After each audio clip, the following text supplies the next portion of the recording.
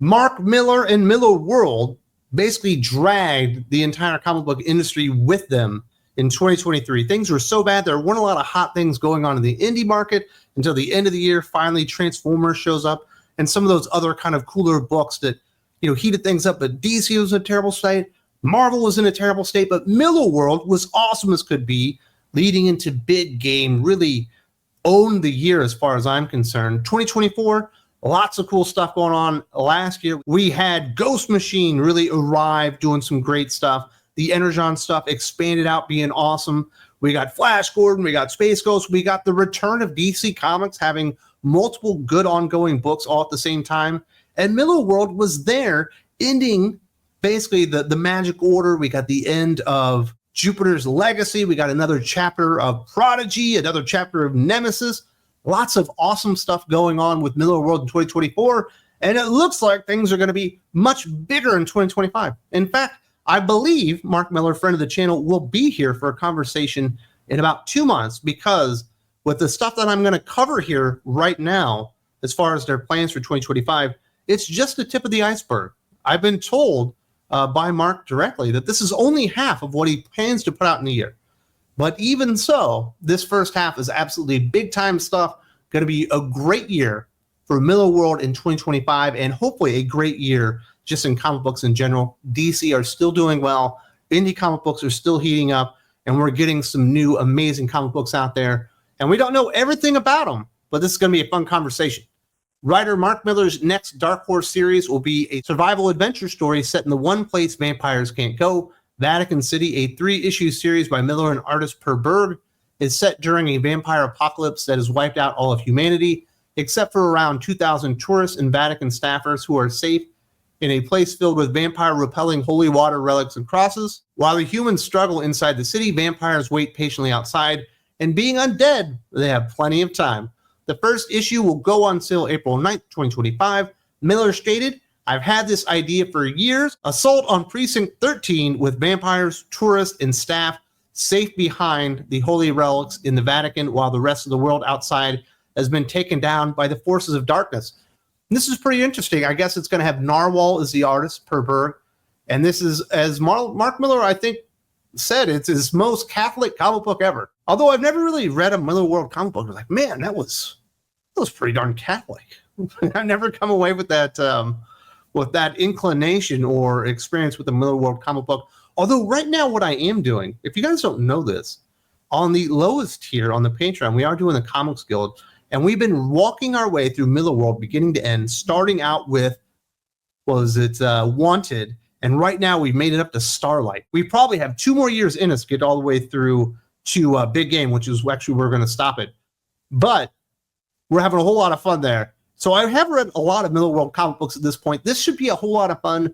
Vampires are great. It does seem like that this isn't actually in Millarworld, or at least the version of Millarworld that occurs in Big Game that includes like Huck, the Magic Order, the Chrononauts, your Ambassadors, Kick-Ass, Hit Girl, Wanted, Nemesis, all that kind of stuff. We saw all those characters playing around in here. It sounds like the entire world has been taken over by vampires. And that doesn't happen in Millarworld because you have all those heroes. That would mean that all the heroes were taken over by vampires as well.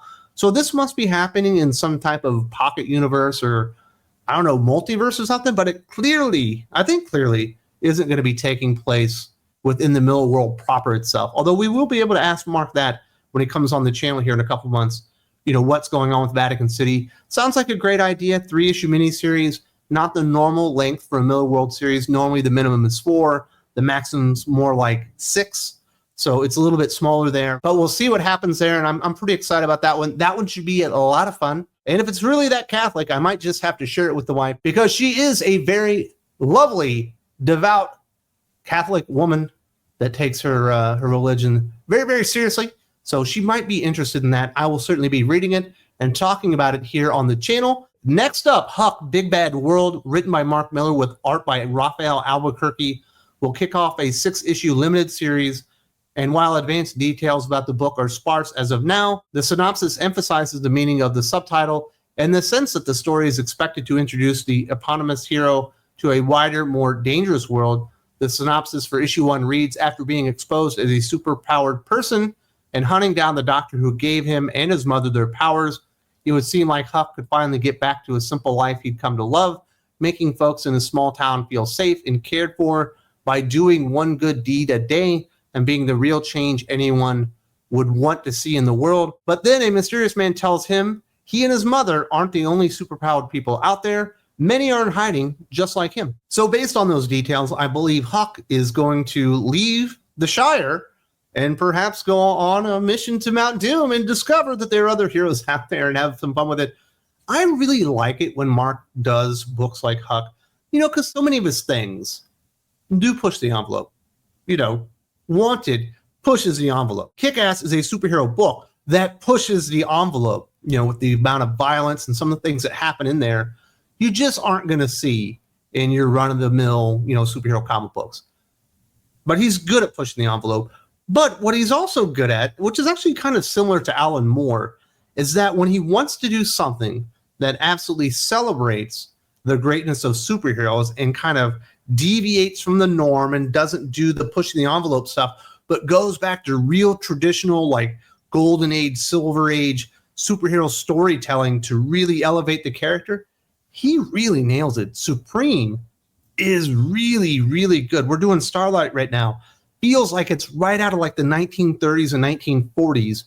And certainly there are moments here or there, but for the most part, when he's able to kind of go into that zone, it feels like a completely different Mark Millar, much like in the vein of Alan Moore, these things like Watchmen where he's pushing the envelope. But then when he comes back with like Superman, whatever happened to the Man of Tomorrow, you're like, oh my goodness, this is like the greatest tribute to Superman ever. And Mark has a lot of those ideas in him, including, I think also the other one from Alan Moore was like Tom Strong. Like you can see that he really loved these characters when they were at their most wholesome, although his general tendencies kind of took him off that way. Mark is kind of a similar writer, but when he comes back to these type of stories, like you're going to get in a character like Huck, they really do shine, and you see a different side of Mark that's much more, I don't know, is it tender? Is it caring? Do you get a tear in your eye? It's something like that. And I think he has a real way with it. I think the good thing is he doesn't overuse it. He doesn't do stories like that all the time. So when you get a Supreme or you get a Huck or something like that, it really does touch you and makes you feel for the character. You're like, wow, Mark really gets it. I think he wanted to write this one to share with his kids or something, because a lot of the things that he has done, he probably can't share with them until they're like 18 or something, because he's always kind of pushing the envelope, seeing how far he can take comic books in different directions. And in a lot of ways, this is another thing. And I don't think Mark Millar is the Alan Moore of his generation, but I do think Wanted is for criminals as to The Watchmen is for heroes. Alan Moore's like, what if heroes were in our world? This is what they would look like. Mark Millar's like, fuck it. What if villains were on our world? Just how terrible would they be? And I think there are some interesting comparisons between the two. But certainly Mark is a much more normal guy. I don't think he worships snakes or anything quite that stupid. But certainly two master class writers. And I love it when they do stuff like this. Specifically, Mark, Huck, Big Bad World, going to be a whole lot of fun. I know a lot of people have been very excited for the return of Huck. We did see him in Big Game, but he was taken out very early. And he was resurrected, but at the end, but he didn't play like a big part in Big Game. And he was just kind of there almost as a cameo. And people were like, what the fuck, Mark? We want to see some Huck. And finally, he's going to deliver on that. I think a lot of people will be very, very excited about that. Raphael Albuquerque, very, very good artist. We'll see how he does on that series. Next up, Nemesis Rogues Gallery by Mark Millar and Valerio G&G Ordano saw its final issue published by Dark Horse last month. And it appears the Nemesis story continues into at least a fourth volume. The final page of Nemesis Rogues Gallery promises Nemesis Forever is coming. Nemesis was created by Mark Millar and Steve McNiven and published by Marvel in 2009 before moving to Image and then Dark Horse Comics. Millar rebooted Nemesis at Image Comics and Nemesis Reloaded with Jorge Jimenez and Big Game with Pepe Larraz in 2023. And certainly it feels like Nemesis is something that Mark is definitely emphasizing with his creation. Huge return with Nemesis Reloaded was really the big bad besides what's his face from Wanted within Big Game. And then he got this really great series in Nemesis Rogues Gallery.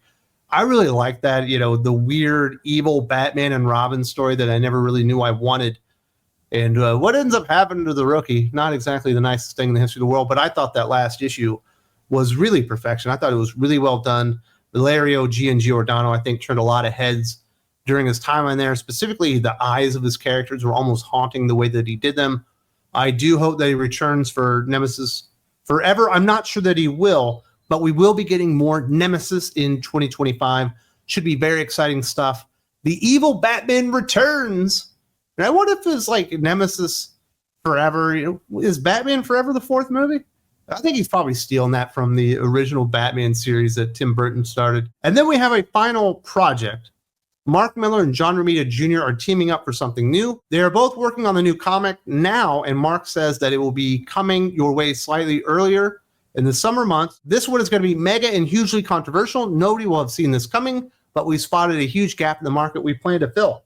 Most people, when they see Mark Millar and John Romita Jr. together, they're going, oh, it must be Kick-Ass, or maybe they're even thinking about their time at Marvel, when they did some Wolverine stuff together.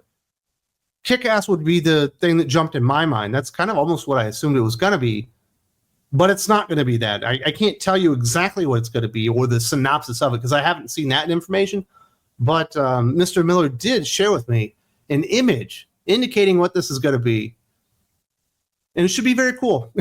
He got the right artist for it. So we'll see how this goes. Top secret project. I think people will be very interested in it. I don't know that it's going to be hugely controversial for comic book readers. I think comic book readers would be very interested in it, but I could see it absolutely getting Rich Johnson's panties in a bunch. I could see it getting Heidi McDonald's panties in a bunch, and maybe a few other people out there, crying like, how could he do this? But I think for the most part, comic book readers and specifically Mark Millar fans are going to be like, yeah, fuck yeah.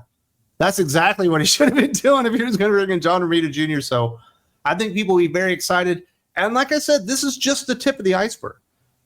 The way that Mark said it, he's like, hey, I can't come talk with you now because we haven't announced all the books.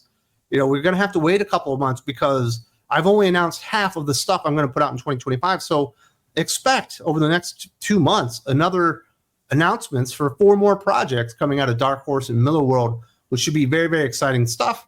And I cannot wait to get Mark on here to talk with him about this kind of stuff and have a good time. Always have a fun time talking with Mark about comic books and certainly his upcoming books at Dark Horse. What are you most excited about? Are you excited about Nemesis Forever? Are you ready to see Huck return? Are we ready to see Vatican City, a new original idea? Or are you most excited for the secret project with Mark Millar and John Romita Jr., who certainly have worked together in the past and done amazing things? Should be an enormous year for 2025 for Millarworld.